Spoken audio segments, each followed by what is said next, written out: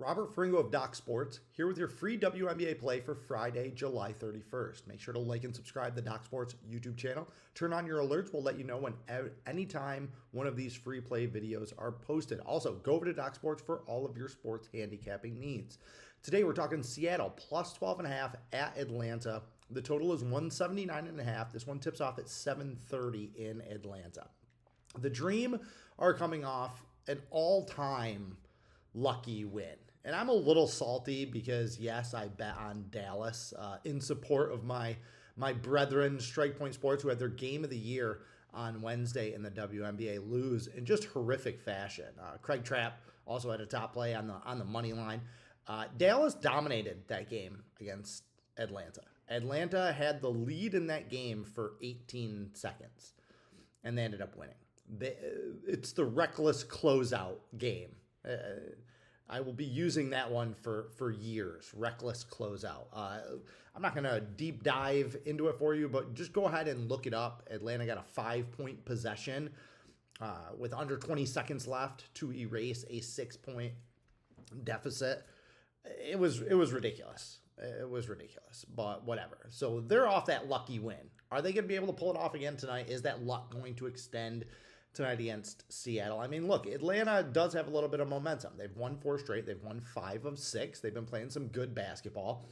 However, they've been a terrible bet, the worst bet in sports, frankly, over the last month. They're 1-11 against the spread in their last 12 games. So they've been beating people. They've been winning games, but they haven't been beating the number. They haven't been doing it in commanding fashion, which makes me think that they're a little bit overrated despite their 17-10 record.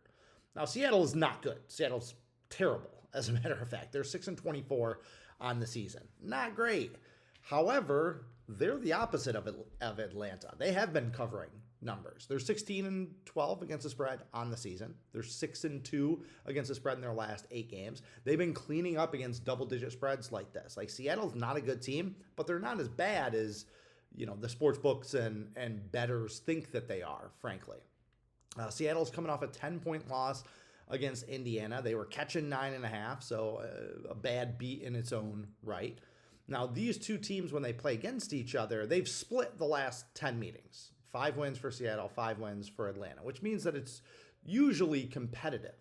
Also, none of Atlanta's 5 wins over those last 10 games have been more than 11 points. So they wouldn't have covered this spread in any of those last 10 games. In fact, this has very much been an underdog series. The underdog is 9-0 against the spread the last 9 times that these two teams have played. So add all that up, I think regression strikes Atlanta here, although you could make the argument that they're due for some positive ATS regression. I don't think it comes here. I've seen Seattle do well against these spreads all season long.